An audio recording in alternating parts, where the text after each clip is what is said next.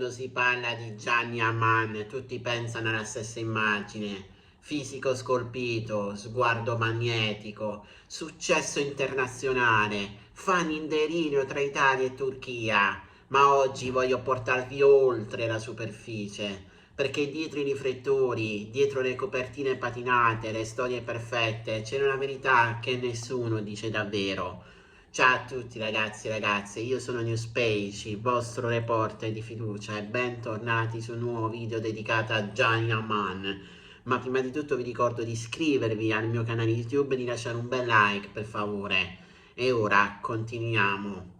Gianni Aman non è nato idolo. Prima del successo nelle serie turche, prima dell'esplosione mediatica in Italia, c'è stato un percorso molto diverso da quello che molti immaginano. Laureato in giurisprudenza, con una mente brillante, una carriera già avviata nel mondo legale, avrebbe potuto scegliere una strada stabile, sicura, lontana dal gossip, e invece no, ha mollato tutto per inseguire la recitazione.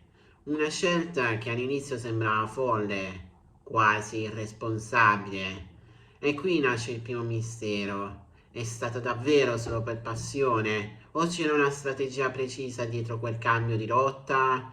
Alcuni sostengono che il suo ingresso nel mondo dello spettacolo sia stato studiato nei minimi dettagli, costruito con attenzione maniacale all'immagine. Altri parlano di una coincidenza fortunata, di un talento esploso quasi per caso. Il successo internazionale arriva con le serie romantiche che lo trasformano in sex symbol globale. Le fan impazziscono, i social esplodono, i brand fanno a gara per averlo, ma proprio quando tutto sembra perfetto iniziano le prime polemiche, dichiarazioni interpretate male, frasi fuori contesto, interviste che fanno discutere, ogni parola viene amplificata, ogni gesto diventa un caso. E poi la vita privata. Qui il gossip si scatena davvero. Relazioni vere? Storie costruite? Abboni mediatici nati per promuovere progetti? Ogni volta che il suo nome viene accostato a un collega o una showgirl italiana, l'attenzione diventa incandescente. C'è chi parla di passioni travolgenti, chi di accordi non scritti, chi di operazioni di marketing perfette. La verità forse sta nel mezzo. Un altro punto che pochi analizzano davvero è il rapporto con l'Italia, perché proprio l'Italia è diventata la sua seconda casa mediatica, perché tanti progetti annunciati, rinviati e modificati.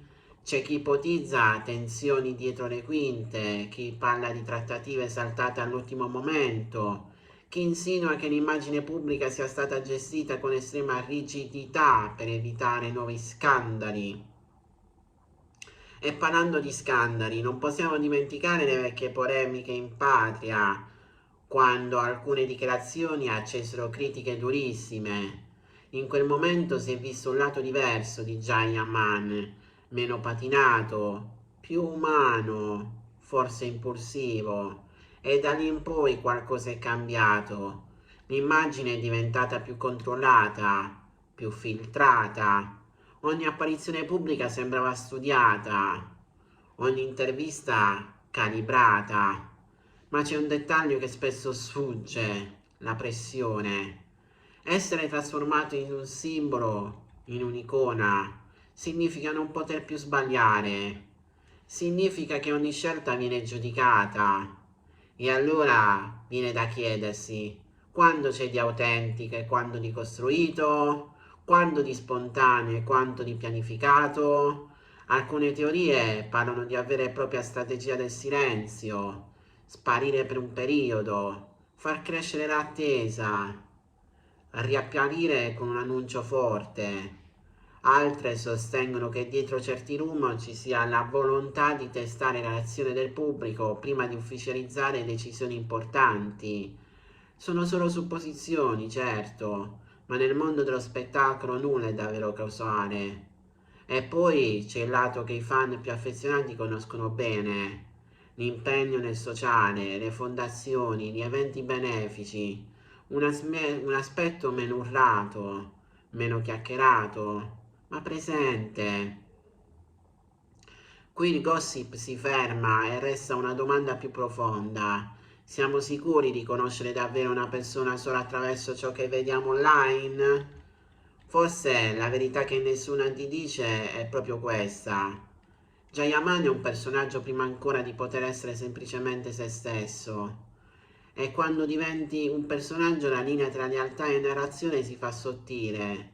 Il pubblico vuole il mito, non l'uomo, vuole il colpo di scena, non la normalità. Ogni decisione shock, ogni mistero, ogni retroscena clamorosa alimenta un meccanismo che noi stessi contribuiamo a far crescere, perché clicchiamo, commentiamo, condividiamo e così la macchina del gossip continua a girare. La morale? Forse dovremmo chiederci quando siamo complicati, complici nel trasformare una persona in un fenomeno da analizzare pezzo per pezzo. È giusto essere curiosi, certo, è normale parlare di spettacolo, ma dietro ogni titolo esplosivo c'è un essere umano, con dubbi, fragilità, errori. La riflessione finale è semplice ma potente. Il vero scandalo non è quello che leggiamo nei titoli, ma la velocità con cui giudichiamo senza conoscere davvero. E allora vi lascio con una domanda. Vogliamo continuare a cercare sempre la bomba? O iniziare a guardare anche ciò che non fa rumore? Scrivetelo nei commenti perché forse la verità che nessuno dice è quella che scegliamo di non vedere.